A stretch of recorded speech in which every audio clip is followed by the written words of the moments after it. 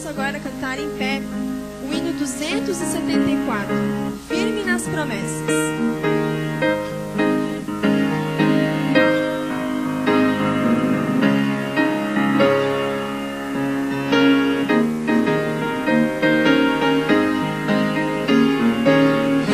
Nas promessas de Jesus, Senhor, vou cantar louvores ao meu bom pastor.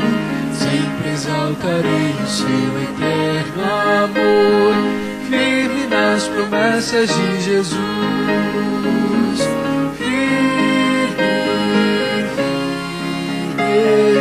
Firme nas promessas de Jesus, meu mestre.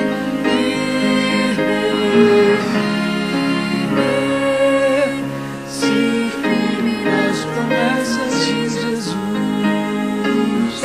Firme nas promessas, não irei falhar. Vindo as tempestades deste meu lidar, pelo verbo eterno sempre irei lutar.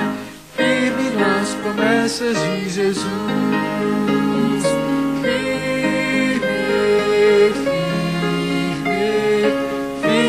As promessas de Jesus, meu mestre, firme,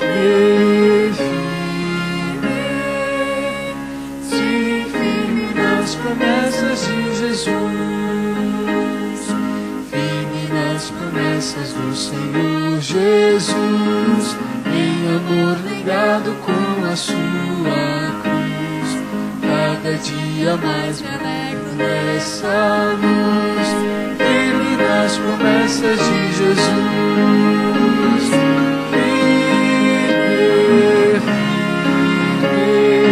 firme nas promessas de Jesus, meu mestre.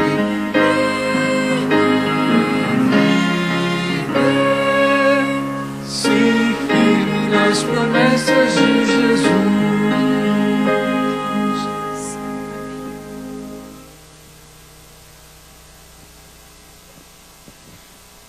Vamos nesse momento nos ajoelhar, orarmos a Deus. Já em seguida orarei pelas dádivas, que são os dízimos e as ofertas. Os irmãos então poderão participar. Querido Deus, maravilhoso Pai, agradecemos a oportunidade que temos de poder cultuar-te nesta noite. E agradecemos por todas as bênçãos que nos proporcionaste nesse dia, Senhor, que findou. E agora queremos, nesse novo dia, dessa semana, Senhor, te colocar-nos em tuas sagradas mãos e receber de ti bênçãos sem medidas. Por outro lado, queremos colocar nossa vida em tuas mãos, para que nossos erros, nossas falhas, nossos pensamentos, nossos atos sejam sempre dirigidos e orientados pelo teu poder e teu Santo Espírito. Agora, ó Pai, também faze-nos ser fiéis a ti, e tudo que nós nos separamos que como teu, aquilo que for dízimo, aquilo que for oferta, que estaremos dando de forma alegre para a manutenção da tua causa, que assim seja feito de acordo com tua querida, tua maravilhosa vontade. E possamos receber as bênçãos, Senhor, que tens preparado para cada um de nós. Portanto, abençoa-nos, dirige-nos, guarda-nos, é o que te pedimos, na certeza, Senhor, de tuas bênçãos nessa noite, a cada um dos que aqui estamos, por Jesus, nosso Senhor e Salvador. Amém, Senhor.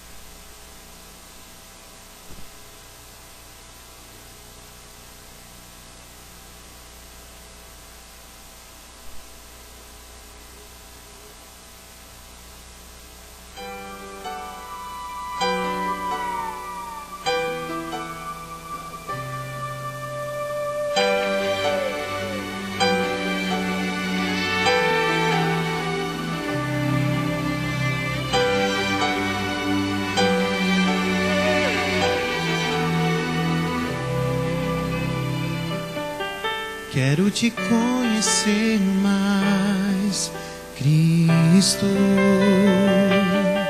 Quero te conhecer mais, Pai. Quanto eu almejo estar bem junto a ti e ver tua face, Pai.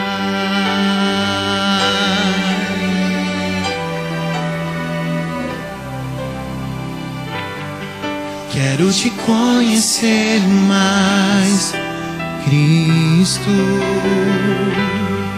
Poder ouvir tua voz, Pai. Tua palavra é doce como mel. Eu quero ouvir-te, Pai. Oh, como eu quero ouvir o teu chamado, sentir teu toque em mim, ó meu Senhor. Pois quando estás comigo não há sombras, teu amor me sustém. Quero te conhecer mais, Cristo. Quero te conhecer mais, Pai. Quanto eu almejo estar bem junto a ti e ver tua face, Pai. Quero estar aos teus pés, Senhor, pois sem ti nada sou. Aqui faz de mim teu querer, meu Pai. Quero te conhecer mais.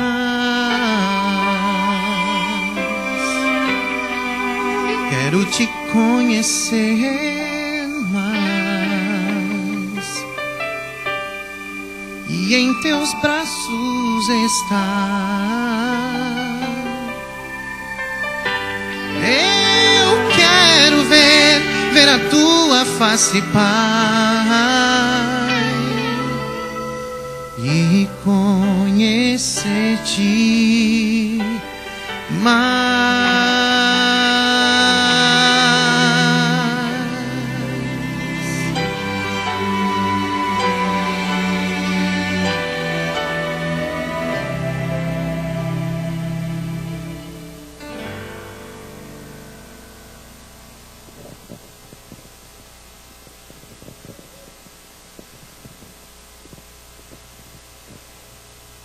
Meu cordial boa noite aos irmãos dessa igreja, e especialmente aqueles amigos dessa igreja que se fazem presente conosco.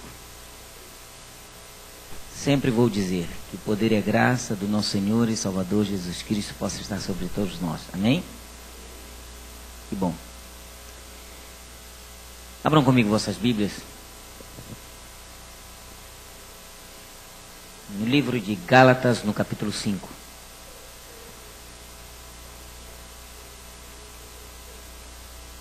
Antes de especificarmos diretamente o tema, deixo convidá-los a orar mais uma vez.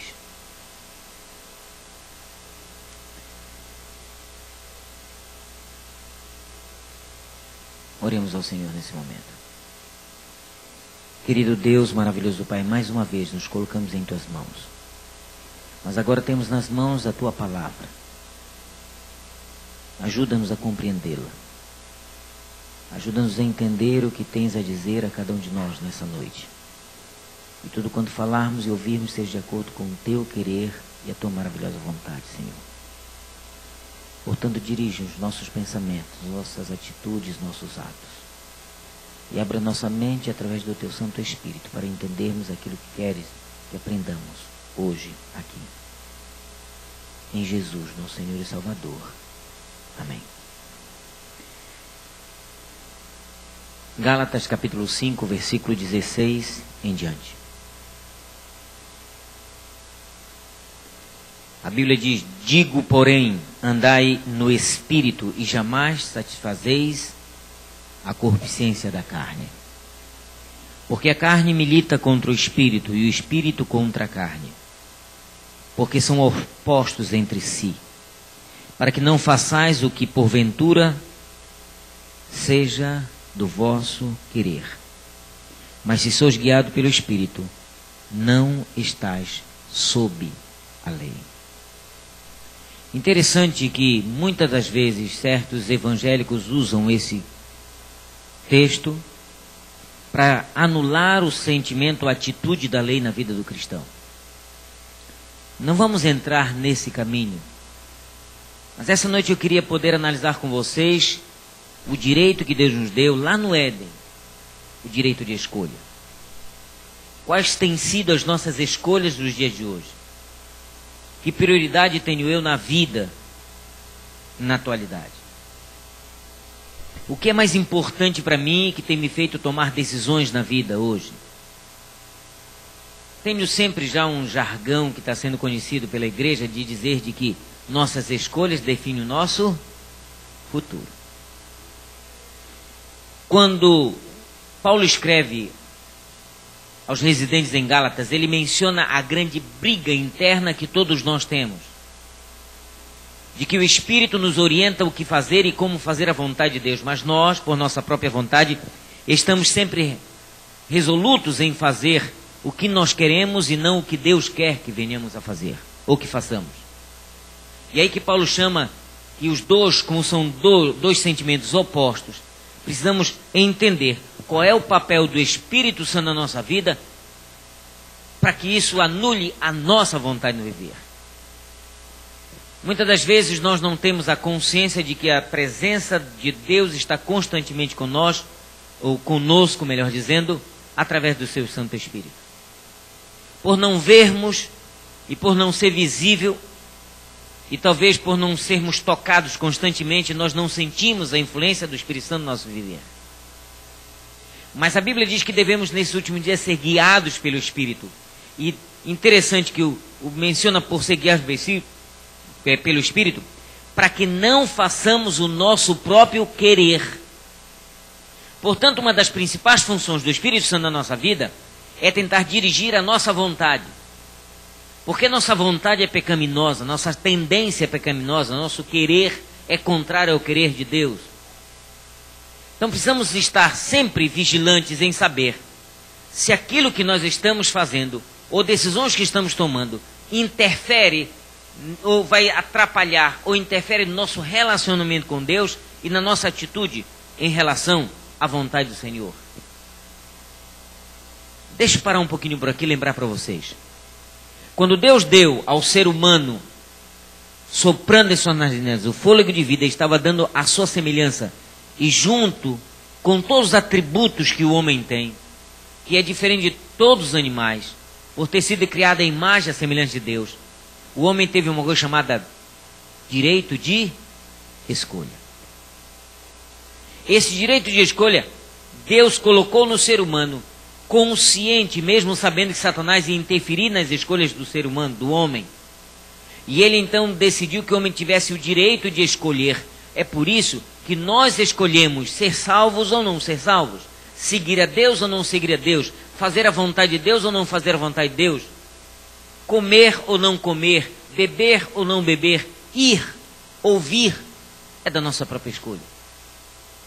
No mundo em que vivemos hoje, nós não somos coagidos a fazer nada, mas somos impressionados em saber de que aquilo que nós venhamos a fazer, isso interfere na nossa vida, para o bem ou para o mal. Quando Deus dá o direito de escolha, Ele adverte, olha, Satanás irá tentar destruí-los, mas não se esqueçam, há uma coisa que vocês não podem fazer. E em Gênesis capítulo 2, 16 e 17, não toques na árvore da ciência do bem e do mal. Dela vocês não podem comer. Deus não estava proibindo, Deus estava advertindo. E Ele adverte dando a consequência daquilo que poderia acontecer. E ele diz, vocês comerem, vocês vão sofrer consequências por isso. Deus está dizendo, a decisão que vocês tomarem vai trazer consequências. Se não comer, felicidade eterna. Se comer, virá o quê? Um processo de morte.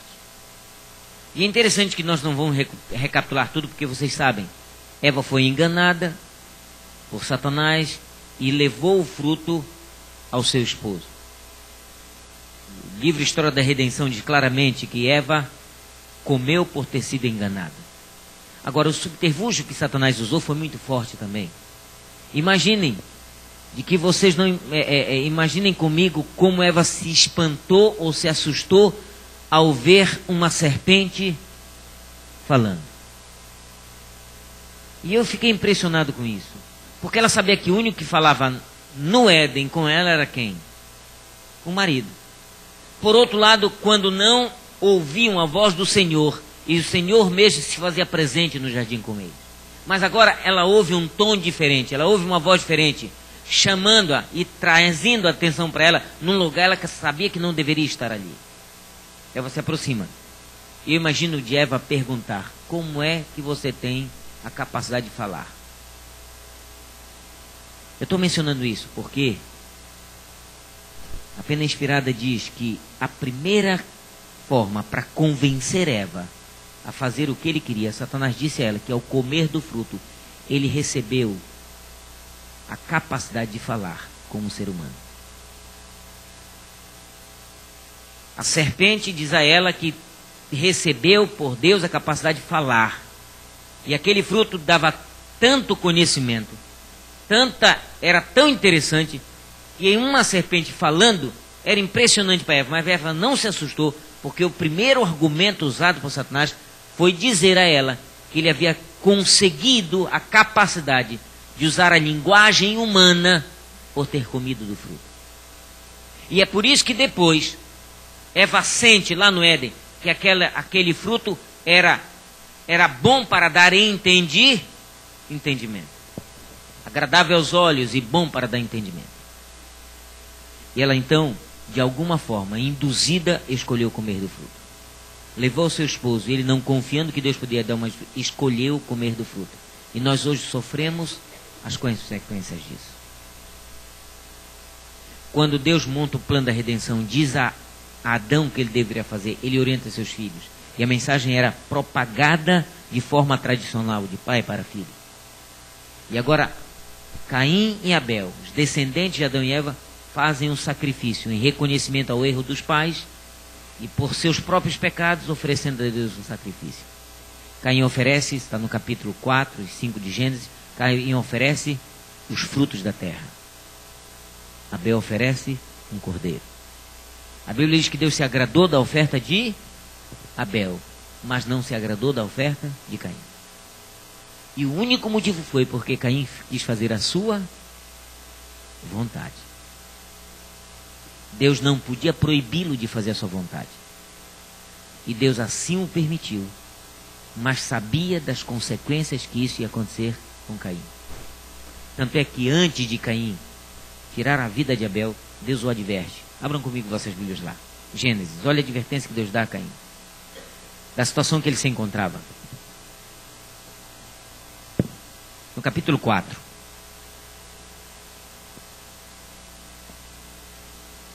Versículo 6. A Bíblia diz: então lhe disse o Senhor: por que andas irado? E por que decaiu o teu semblante? Se procederes bem, não é certo que será aceito? Mas se todavia procederes mal, eis que o pecado jaz à sua porta, e o seu desejo será contra ti, mas a ti convém dominá-lo. Interessante que a Bíblia aborda, o próprio Deus aborda Caim e diz: Caim, você precisa ter domínio próprio para exercer o direito de escolha de forma correta. Ele diz assim: se você escolher bem, teu desejo será aceito. Mas quando você escolhe mal, prevalece na tua vida o pecado, e os pecados jaz à porta. E ele diz: o que tu tens que fazer agora, Caim, é tentar perder essa ira, dominando o teu próprio ser, tenta dominar a tua vontade. E depois disso é que Caim então comete suicídio, matando seu irmão. Suicídio, desculpe, assassinato. Suicídio é de si próprio, né? Assassinato, matando seu irmão. E nós chegamos à conclusão que são decisões que ele, antes de cometer, ele poderia ter voltado atrás. Mas condicionado pela ira, condicionado pela vontade de poder vingar seu irmão, por não ter sido aceito por Deus nessas circunstâncias, ele então tira a vida de seu irmão. Essa advertência que Deus deu a Caim, talvez tenha sido dada a nós todos os dias pelo Santo Espírito. Quando os descendentes de Sete, filho de Adão, depois que Caim saiu para uma terra distante, interessante que Deus forma uma nova descendência, e quando quando Noé está no mundo, Deus avisa que haveria uma grande destruição, que Deus destruiria com água, e por isso se dá um projeto maravilhoso para Noé de construir um grande barco. Mas interessante que depois do dilúvio, os descendentes de Noé tomaram uma decisão por vontade própria, mesmo que o Senhor tenha colocado um arco no céu, dizendo que não vai mais destruir esse mundo com água, mas nós temos que ser precavidos. E prevaleceu a vontade de quem? Deles, em construir uma torre. Eu estou lembrando disso a vocês, de que todas as vezes que nós seres humanos, ou todos os povos, tomaram decisões próprias,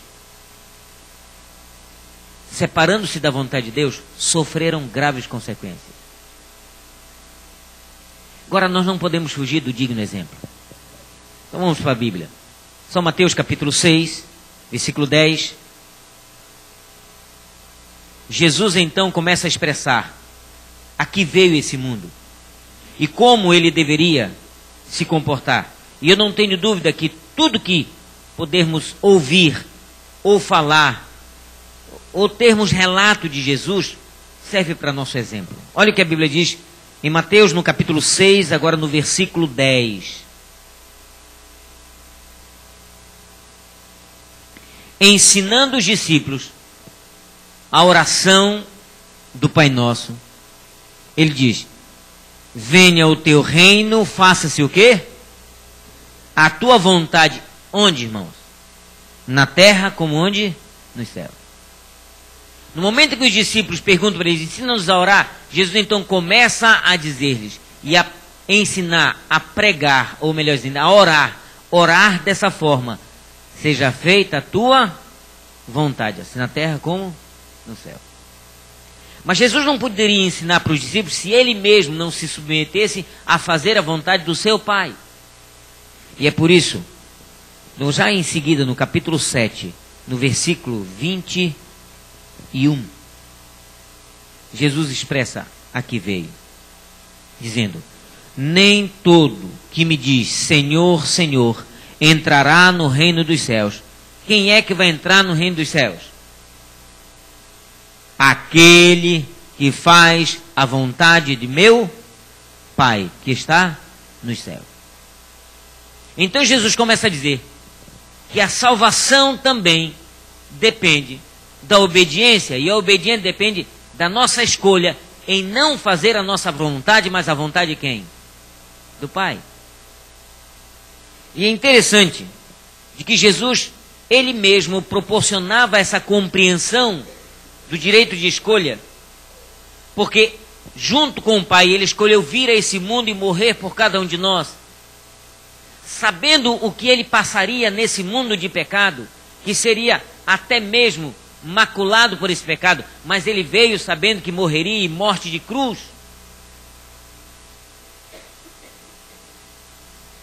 E a gente podia dizer, sabendo que era Deus, podia exercer seu próprio poder, mas assim não fazia.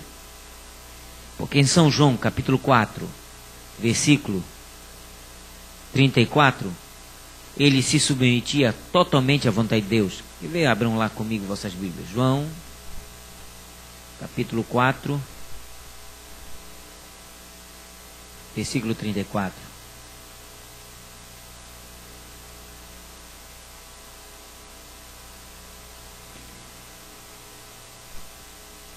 Jesus é específico aqui quando ele menciona no versículo 34 que a vontade dele era fazer a vontade do Pai. Diz ele aqui: disse-lhe Jesus, a minha comida consiste em fazer o quê? A vontade daquele que me enviou a realizar a sua obra.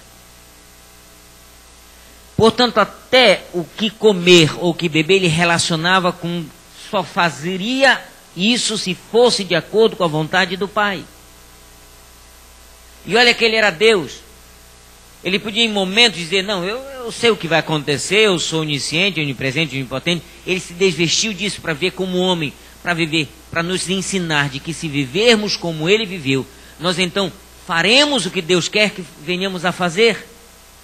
E ele disse, se é questão da minha comida, isso para mim é fazer a vontade do meu Pai. Em qualquer circunstância estarei disposto a fazer a vontade do meu Pai. E isso nos dá a plena certeza de que ele se tornava submisso à vontade de Deus. E talvez seja por isso que as escolhas que Jesus fez, até mesmo em selecionar seus discípulos, não foi por vontade própria só, mas foi induzido por um poder maior do que ele, que exercia na vida dele, quando ele se colocava à disposição do Senhor, Deus, para executar qualquer obra. E é interessante se você analisar todos os milagres que Jesus fazia e que ele realizava, mesmo milagres, antes ele entrava em contato com o Pai, para saber se era essa mesma vontade de Deus que assim fosse feito ou não. E nós não temos como base, ou não temos como sempre pensamento, pensar, será que a decisão que eu vou tomar é a vontade de Deus para mim? Conheci um rapaz numa igreja que fui pastor, e que decidiu enamorar-se de uma moça de uma religião que aparentemente muito parecida com a nossa religião. E alguns dizem, não, essa religião é bem tradicional, eu creio que era um sistema batista, se não me engano, do sétimo dia. Até o sábado era guardado. Ela não era adventista, era batista do sétimo dia. E entre os batistas do sétimo dia adventistas tem algumas doutrinas que são fundamentais. Por exemplo, eles não creem no milênio como nós cremos. Não creem na doutrina do santuário celestial como nós cremos. Eles creem no sábado, mas não têm a orientação do espírito de profecia. Não creem também na profecia das 2.300 tardes de manhãs como nós conhecemos, que é a base do dom profético de Deus. E ele então achou, pastor, mas olha, não tem muita diferença, porque ela também guarda o sábado. Eu digo, o sábado não é a única doutrina do Senhor? E eu disse para ele, você está entrando num caminho perigoso. Na primeira quarta-feira, quando estudamos conduta, aquele livro A Conduta Sexual, fala ali de que quando um jovem da igreja, quando um rapaz ou alguém quer que seja, procura unir-se a um descrente ou alguém que não seja do mesmo princípio religioso, está compactuando e se colocando no terreno do inimigo. E é interessante que eu tentei advertir, ele disse, não, pastor, não se preocupe. Eu digo, olha, nós estamos orientando, se caso você não mude teu comportamento, a igreja vai tomar sob disciplina. Mas se a igreja tiver que disciplinar, vai ser por um período para que você possa meditar, pensar, ou então dar estudos para essa pessoa para que ela se torne do mesmo princípio religioso que o seu. Ele disse, não, se for para dar disciplina, corte logo, não tem problema. Usou desse termo. Eu disse, mas não é esse o pensamento da igreja? A igreja nunca disciplina alguém tentando simplesmente corrigi-la.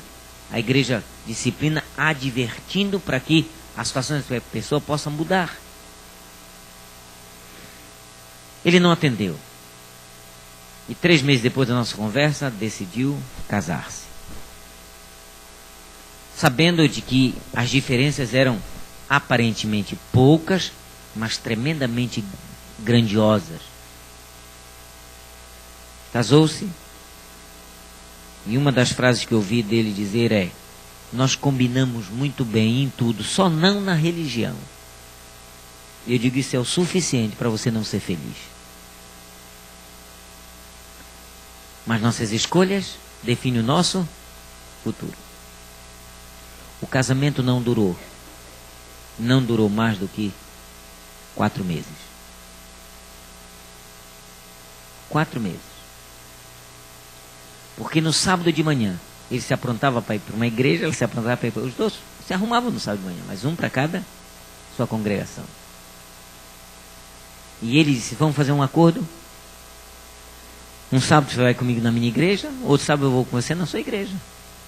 Aí você continua fazendo o que a igreja pede, eu vou fazer o que meu Deus pede na minha igreja. É disse, quando nós casamos, você não propôs esse acordo. Por que você está propondo depois de casado? Pode seguir para a sua igreja que eu vou seguir para a minha. Queridos, eu vou resumir a história.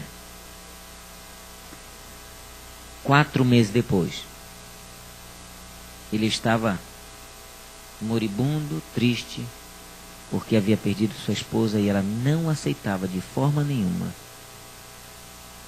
ser disciplinada na igreja dela, porque tinha casado com outro de outra denominação. E o pastor dela disse, olha, se você continuar casada com esse homem, nós vamos excluir da igreja. Ela disse, então eu vou deixar ele, mas vou continuar na minha igreja. E eu disse para ele, ela fez uma escolha mais certa do que a sua. Qual é a escolha que a gente tem tomado na vida?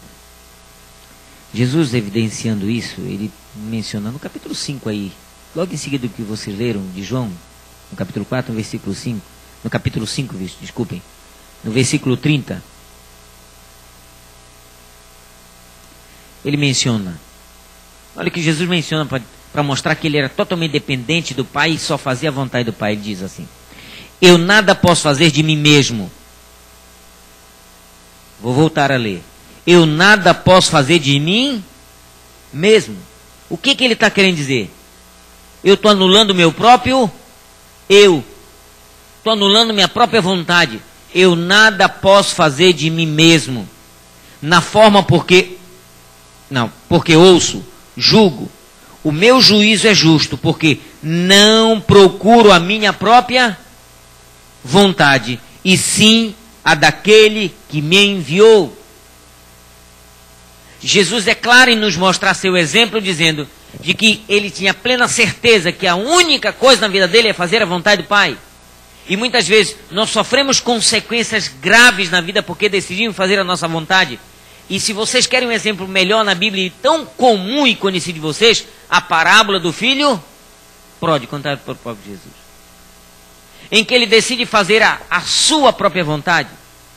E é interessante que, por 2 ou 3 vezes, eu falei isso agora nos Dias dos Pais, em 2 programas de escola, eu disse que quando Deus instituiu o princípio da primogenitura, era um princípio tão real, tão claro, que ele tinha com um único objetivo, que o filho mais velho fosse responsável de cuidar do pai na velhice. Eu até disse que muitos filhos, na verdade, hoje, não têm esse princípio na mente, pelo fato que eu nunca vi uma esposa colocar um marido no asilo, ou o marido colocar a esposa no asilo, ou no manicômio, caso venha enlouquecer. Mas já vi filhos colocar pais no asilo porque a nora não aceita. Já vi filhas colocar a mãe no asilo ou o pai no asilo porque o genro não aceita.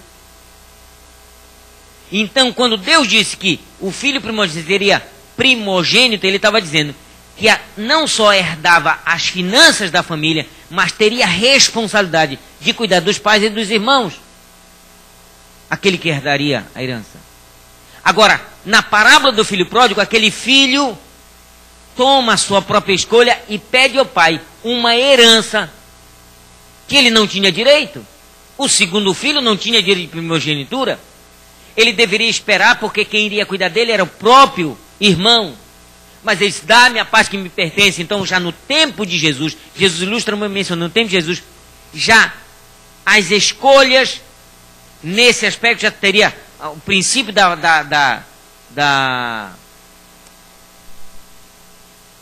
é que me foge da mente dessa hora, né? Da primogenitura havia acabado, havia já sido anulado. E é por isso que ele, como sendo o segundo filho, o filho mais novo, começa a pedir para o pai o seu direito de herança. Nunca no plano de Deus o filho mais novo tinha direito de herança. Era o primogênito o direito de herdar a herança, com a responsabilidade de cuidar dos pais.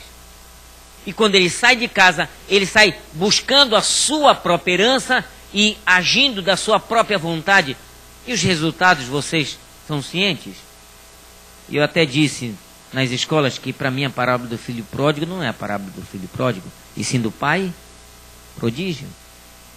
Porque o objetivo de Jesus é mencionar o pai sempre de braços abertos. Quando nós fazemos escolhas erradas, ele sempre vai estar de braços abertos a nos atender. Agora é evidente que a gente não vem como saiu. Todas as escolhas que a gente faz, o pai sempre vai estar de braços abertos para nos receber de volta, mas nós nunca voltamos como saímos. A gente volta com as marcas do pecado, com as cicatrizes do erro, com os traumas dos nossos próprios desejos. E quem sabe com os calos feitos pelos calçados ou pelos caminhos pelos quais nós andamos. Nunca ninguém volta sem trazer atrás de si uma história deprimente, triste, angustiante. Porque essa é a consequência de alguém que escolhe o seu próprio caminho, independente da vontade de Deus. E é por isso que nessa noite eu tenho tentado, e vou um pouco mais além, para que vocês entendam. Essa guerra entre a carne e o espírito é tão forte na minha vida e na sua vida, que nós às vezes não damos contas e começamos a agir com a nossa própria vontade. É aquilo que Paulo está dizendo aos Gálatas. Quando a nossa vontade prevalece, a gente contraria a vontade de Deus. E ao contrariar a vontade de Deus, então nós passamos a sofrer as consequências. Porque nossas escolhas não são corretas. E quando eu penso nisso, eu me lembro muito bem. Foi por isso então que Deus fez Adão dormir para fazer Eva. Porque se Deus desse alguns modelos, escolhe Adão, ele ia escolher o pior possível. Talvez na escolha dele seria a mais bonita. Né? A mais bonita, quem sabe, de porte e de semblante. Mas a mais carne de porco possível. A mais peixe de couro possível. Por que isso? Porque nós não sabemos fazer escolhas. Depois da entrada do pecado do mundo, nós passamos a escolher o que nos satisfaz, o que nos dá prazer, o que nos dá contentamento próprio. E isso acontece em todas as aspectos da nossa vida, até no relacionamento com o nosso próximo, quando procuramos uma esposa ou um esposo.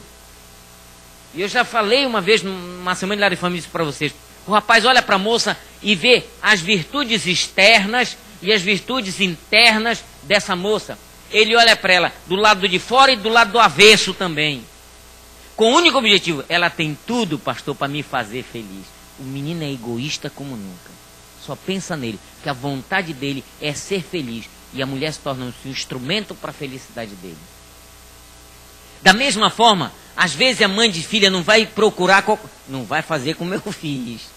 Por favor, minha filha, não vai escolher alguém como eu escolhi. Eu errei, escolhi teu pai. Tem mulher que ainda faz um negócio desse. Já vi mãe aconselhando a filha desse jeito. Não vai dar esse furo que eu dei, minha filha. Olha aí agora a bronca que eu tô. Então tu saiba escolher. E ela então quer que a filha encontre alguém que também tenha tudo para fazê-la feliz. Não pega qualquer um, pega alguém que você sabe que pode te fazer feliz. Olha, tem que ser um rapaz de família, tem que ser um rapaz que trabalhe, tem que ser um rapaz que tenha boa condição financeira, tem que ser um rapaz que seja inteligente, tem tudo. Às vezes eles querem se dizer um cristão também, né? Mas tem que ter tudo. Como se aquele rapaz fosse a solução e a felicidade da filha dela. E a moça começa a procurar alguém, até que ela encontra alguém, diz, mamãe, encontra alguém. Olha, ele é isso, ele é aquilo, ele é bacana, ele é isso, alegre. Aí pronto, aí eu vou ser feliz porque ele é um rapaz muito bom, todo mundo fala bem dele. Ela está olhando para ele, visando a sua própria felicidade. Também é egoísta. O que Deus quer é que a gente peça a Ele a companheira e peça a Ele o companheiro. Eu me lembro de uma vez dando palestra aos jovens, uma moça me procurou e disse, pastor, há 3 anos atrás eu vi o senhor fazendo uma palestra. 3 anos atrás. E o Senhor disse que quando a gente escolhe errado. Tem que deixar nessa hora, orar a Deus e orar muito para que Deus escolha. E pastor, olha que eu estou orando 3 anos e pastor, nada de resposta, pastor. E como não veio nenhum rapaz de falar em namoro para você? E esse pastor, eu estou preocupado que eu já estou fazendo quase 30, pastor. E não apareceu ninguém. Apareceu, pastor, mas o que apareceu, pastor? Eu disse assim, não diga. Então apareceu, sim. E não foi pouco não, pastor, mas o que apareceu? E como é que você sabe que nenhum deles foi mandado por Deus? Como é que você pode dizer que nenhum deles foi mandado por Deus? Ah, pastor, eu acho que quando Deus manda tem que agradar os olhos da gente. E foi isso que Sansão pensou. E quebrou a cara na escolha dele. Verdade ou não é? Não foi isso que Sansão pensou? Tem que me agradar o quê? Os olhos. Como é que você está orando? Perguntei para ele. Eu estou orando, pastor, que Deus mande assim um moreno alto, que eu gosto de gente morena assim. Moreno alto, que tenha uma boa aparência, que tenha um bom emprego. Então e se ele mandar um baixinho careca? Não é verdade? Barrigudo. Aí ela disse assim, ei pastor, o senhor não gosta de mim? Não, eu gosto de você. Mas se Deus mandar, ele pode ser feio como for. Vai fazer você feliz. Porque foi enviado de quem? De Deus. Mas nessa hora, irmãos, a gente só pensa nas nossas escolhas, o que nós queremos. E quando nós queremos, nós nunca queremos coisa boa. Coisa boa. Então, nossas escolhas têm que estar vinculadas à vontade de Deus, porque senão nós sempre estaremos escolhendo coisas erradas e fazendo coisas erradas na vida. Gálatas capítulo 1, versículo 4.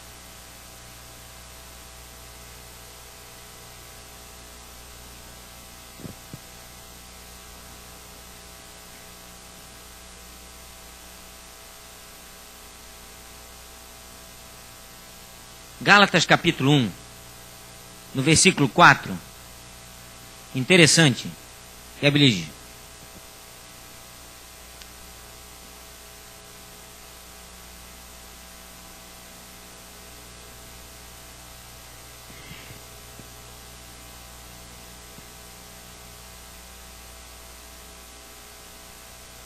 Eu ia ler o texto errado.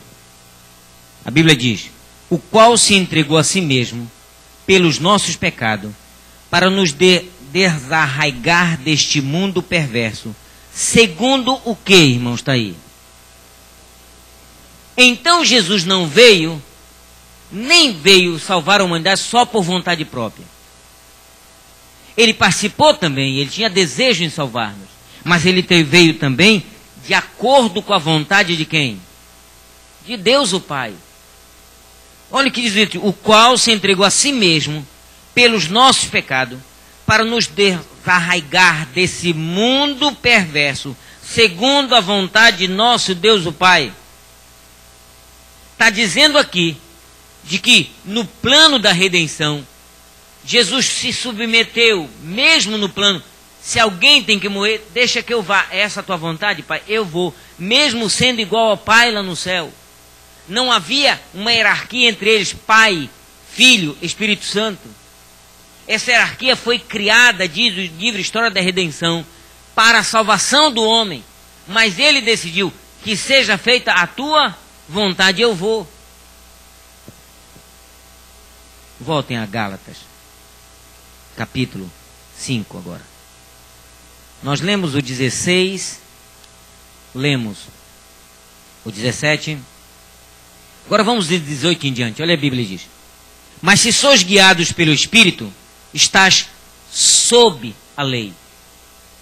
Quando a Bíblia diz sob, no português está dizendo embaixo. E diz a Bíblia também em Efésios que Jesus veio para estar embaixo da lei, para que também pudéssemos nos proteger como nós somos protegidos quando estamos sob a lei. Quando estamos sobre a lei, nós estamos pisando sobre ela, quer dizer, indo contrário à vontade de Deus. Quando estamos sobre a lei, ela não nos condena, porque estamos sendo protegidos por seus princípios. E por isso que então ele veio para que nós estivéssemos sob a lei, sendo guiados por seu Espírito, debaixo do princípio que Deus quer que possamos cumprir. Notem Então a lei torna-se uma orientação para a gente, um espelho que nos ajuda a compreender quando estamos errados, para que ela nos indique o nosso erro e possamos estar sempre em atitude de harmonia com ela.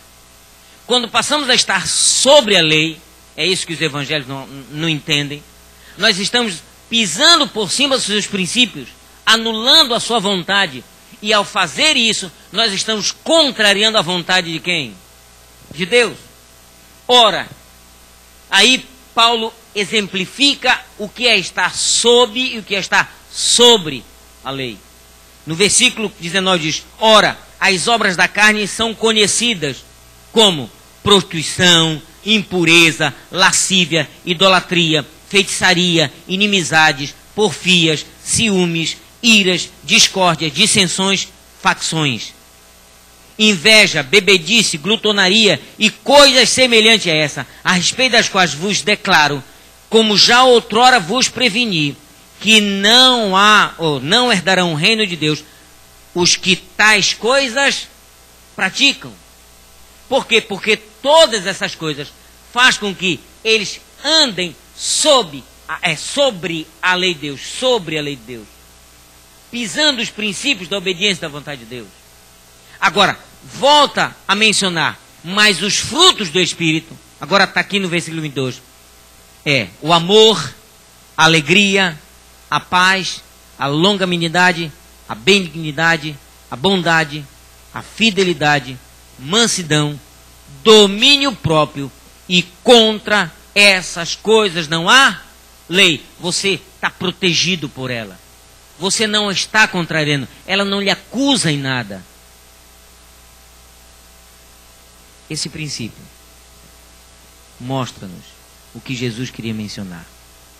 De que essa guerra entre a carne e o Espírito tem que acabar na nossa vida. Mas só acabará quando o Espírito Santo estiver atuando de uma maneira direta no nosso viver.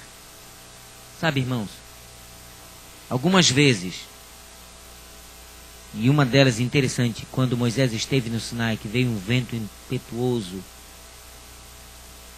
e lá definiu-se a presença do Senhor. Aquele vento significava o Espírito Santo. E nós precisamos entender que o Espírito Santo você nunca vai vê-lo, mas você vai ter que senti-lo. A atuação do Espírito Santo, ela vai ter que ser não visível, mas você vai ter que sentir a influência dele na sua vida. E sabe qual é a forma que nós vamos sentir isso? Quando todas as vezes que a gente for fazer uma coisa errada e que tivermos que decidir entre a nossa vontade e a vontade de Deus, há uma voz aqui no ouvido que diz: esse é o caminho, andai por ele, sem desviar para a direita nem para a esquerda. E não existe de forma nenhuma, aquele pecado que você comece assim, como que diz assim, por consequência, ou o pecado que você comete sem pensar. Todo pecado é premeditado. O único pecado que não é premeditado é aquele que você peca sem saber que está pecando. Isso é transgressão. Mas quando você peca consciente que está pecando, não é transgressão, é iniquidade. E a Bíblia diz que os iníquos não herdarão o reino dos céus. Porque prevaleceu entre a vontade de Deus e a vontade deles, a vontade deles. E não a vontade de Deus. Então pare um pouquinho e medite comigo. Eu quero terminar pensando nisso com vocês. Qual tem sido hoje a minha prioridade? Qual é a minha maior vontade hoje? Volto a dizer o que disse no sermão desse, um dia desse atrás aqui. Tenho eu vontade e prioridade de ir para o céu? Em fazer a vontade de Deus como Jesus tinha o prazer de fazer a vontade do seu Pai? Ou tenho eu achado que ainda tenho algum tempo, posso continuar condescendendo entre o bem e o mal? Entre a igreja e o mundo? Entre os prazeres mundanos, que são os prazeres da carne, e o prazer da adoração ao maravilhoso Deus? Analise comigo. Qual tem sido a minha prioridade? Será que as minhas escolhas de hoje definirão um futuro no céu ou minhas escolhas de hoje definirão um futuro no fogo que arde com enxofre após o milênio. Nessa noite eu queria fazer um apelo a vocês, para tomar uma decisão e pedir que vossa vida seja controlada pelo Espírito de Deus. E nós precisamos aprender a abrir o nosso coração a Deus. E para mim tem sido também essa aprendizagem. Como a gente abre um amigo.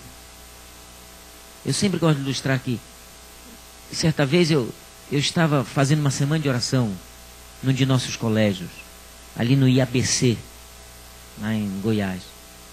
E descobri que a minha atenção foi tirada no momento que estava pregando por uma moça que estava sentada num lado e o seu pretendente estava do outro lado.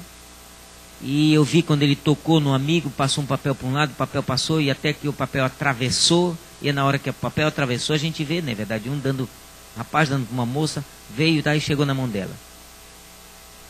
Ela pegou o papel e antes de abrir o papel, olhou para o rapaz.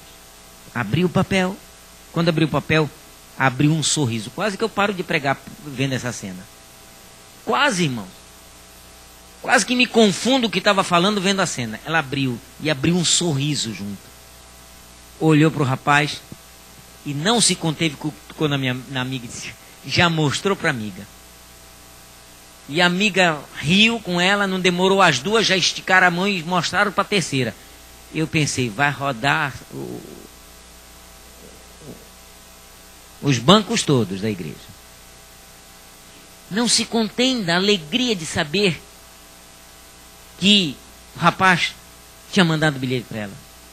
E eu então, quando terminou o programa, ela ia passar por mim, eu digo assim, gostou do bilhete?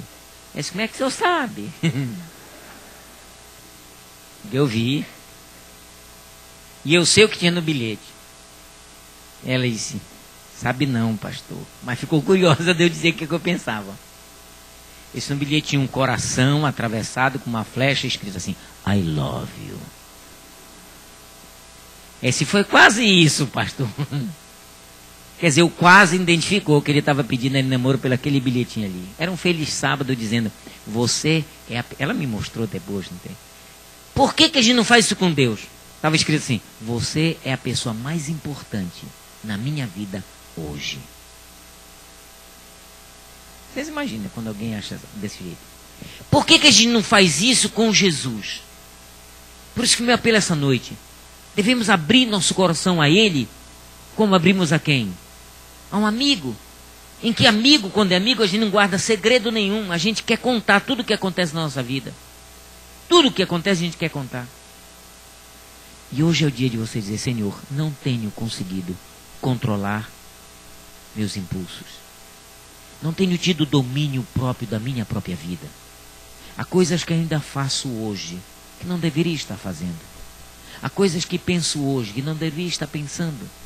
Atitudes que tenho tomado hoje, que não deveria estar tomando. E tu venceste porque tu sempre foste dependente do Deus que está no céu. Ou do eterno, como a gente ouviu ontem, né? Tu foste dependente do Pai. Eu também quero ser dependente de ti, portanto, querido Deus, me ajuda a ser dependente. E me ajuda com que a minha vontade nunca prevaleça a tua vontade. E é por isso que na questão de relacionamento eu digo para moças, peça um sinal a Deus. Venha quem vier, peça um sinal a Deus.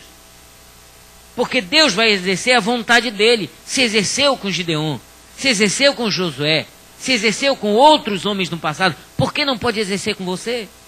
Mas peça isso a quem? A Deus. Peça um sinal. E Ele vai dizer para você o que você deve fazer. Mas você precisa dizer a Ele, Senhor, eu não tenho tido uma vontade definida no meu ser. Minha vontade tem sido simplesmente por meus interesses próprios, por meus desejos particulares. Talvez minha vontade não tenha te agradado como deveria agradar. Mas nessa noite eu quero dizer a ti, muda o meu ser. Eu quero voltar e sempre lembrar de que ao voltar, mas voltar para ser totalmente dependente de ti, que a tua vontade seja exercida na minha vida. E que se eu não posso ver, mas que eu possa ouvir e sentir o teu Santo Espírito trabalhando no meu viver. Porque ele não veio para outra coisa. Ele veio para convencer o mundo do pecado, da justiça e do juízo. E precisamos entender isso. Nós ouviremos uma mensagem musical nesse momento. Uma mensagem que fala de decisão. Uma mensagem que fala de que você precisa, mesmo já tendo entregue sua vida a Cristo Jesus, sempre decidir fazer a vontade de Deus. E eu vou ouvir essa mensagem. Se tem alguém que tem esse desejo, eu não vou pedir que você venha à frente hoje. Eu vou pedir que simplesmente você curve sua fronte e fale com Deus aí onde você está. Quando você ouvir essa mensagem, fale com Deus onde você está. Senhor, ainda tem coisa na minha vida que tem sido para mim mais prioritário, mas eu sei que isso não é da tua vontade. Eu não consigo me livrar disso. Por favor, me livra disso. Me dá a satisfação de saber que o que eu fizer te agrada e não quero fazer nada para desagradar o teu querer. Ouçamos e abramos o nosso coração a Deus, colocando nossa vida nas mãos dele e pedindo que ele exerça a vontade dele no nosso viver.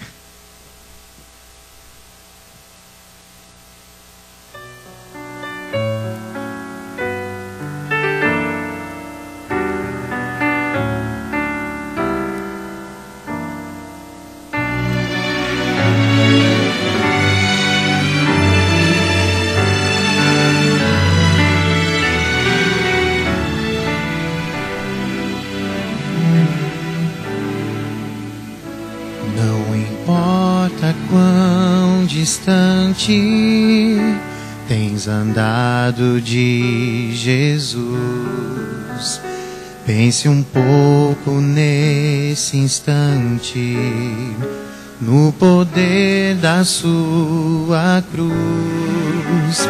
Seu amor não tem limites, não tem lógica ou razão.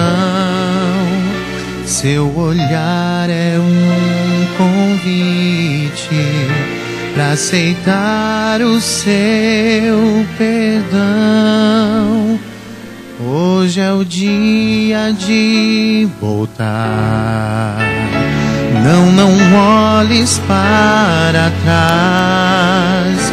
Se o teu coração falar, não adies nada mais. Só Jesus te chama assim. Lá na cruz em ti pensou. Tu és tudo para mim. Vem, meu filho, aqui estou.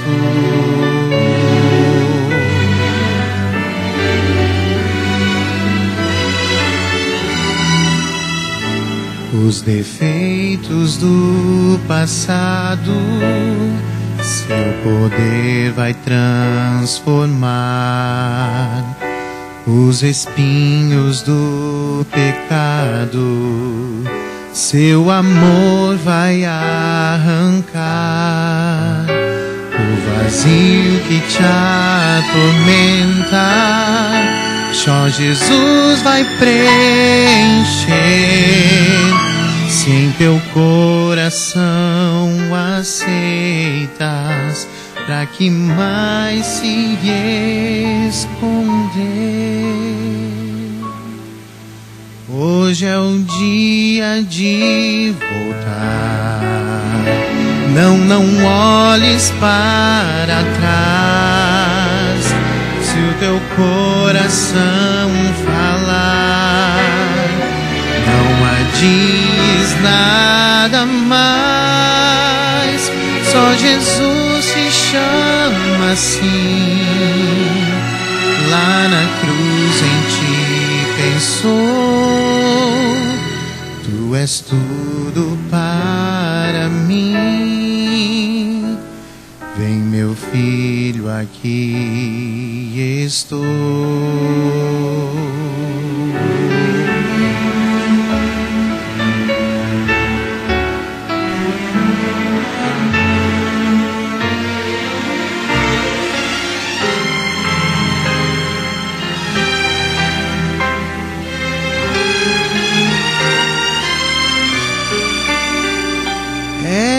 Jesus que fala assim. Lá na cruz eu te esperei. Volta agora para mim. Todo tempo eu te amei.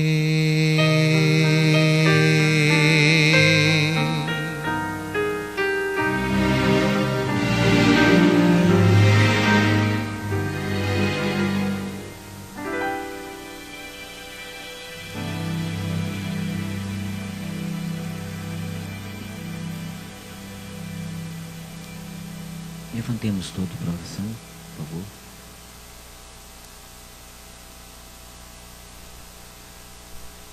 Querido Pai, maravilhoso Deus, Tua plenitude sobre nós é intensa, Senhor, e que em todos os momentos de nossa vida Teu nome seja glorificado e seja exaltado. Que toda honra, toda glória seja dada sempre somente a Ti, Senhor. Porque em nossas vidas, quantas escolhas temos feito, Senhor, e temos sofrido as consequências por essas escolhas. E às vezes nosso sofrimento nos levam a lembrar de que poderíamos estar vivendo uma vida diferente, mas infelizmente, Senhor, nós temos erros, somos falhos. E nossos pais erraram no passado e nos deram essa decadência pecaminosa, ou essa descendência pecaminosa. Isso nos faz fazer o que não é da Tua vontade, Senhor. Portanto, agora queremos abrir o nosso coração, como muitos já abriram, querido Deus, e dizer a Ti, perdoa-nos, Senhor. Mais uma vez, que Tua misericórdia esteja sobre cada um de nós. E ajuda-nos a entender e a nos fazer ouvir pelo Teu Santo Espírito e sentir a presença dEle ao nosso lado, orientando de que nossas escolhas têm que estar pautadas ao Teu querer, à Tua vontade, à Tua escolha. Não permita que sigamos a nossa caminhada cristã sozinhos. Acompanha-nos diariamente, Senhor. E faz com que aonde formos, o que falarmos, o que pensarmos e como agirmos, o que viermos a querer na vida esteja vinculado a entendermos isso glorifica, enaltece ou denigre o Teu nome. Não permita que nossas decisões, Senhor, sejam contrárias à Tua vontade, à Tua decisão. Portanto, estamos nos entregando mais uma vez a Ti nessa noite, acreditando que Tu és o Senhor de nossas vidas. E Tu queres um dia nos levar para estarmos contigo na Canaã Celestial. E ajuda-nos, Senhor, a tudo que viermos a fazer, que seja sempre, sempre, sempre para honrar, glorificar o Teu santo nome, Senhor. Sairemos desse templo, mas não queremos sair da Tua presença. E nós pedimos que a Tua companhia, a proteção sempre esteja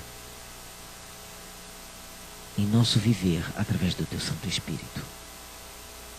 Te pedimos isso, no nome do nosso maravilhoso Salvador, Jesus Cristo, o Senhor. Amém. Podeis sentar, por favor? Eu vou pedir o nosso ancião do dia, que é o irmão Fábio Petri, que possa descer ali embaixo para despedir as nossas visitas. Nossas visitas agora, irmãos, muito obrigado por tê-lo conosco, por ter tido o prazer de estar conosco. Nós temos uma rápida reunião, bem rápida, administrativa da igreja, da Assembleia da Igreja, e convidamos os irmãos batizados dessa igreja que permaneçam aqui enquanto iremos. Vamos cantar um hino antes de podermos isso. Pedir a ajuda de vocês que cantássemos o hino, enquanto os nossos visitantes podem então sair, e estaremos então depois. O hino apenas é o suficiente.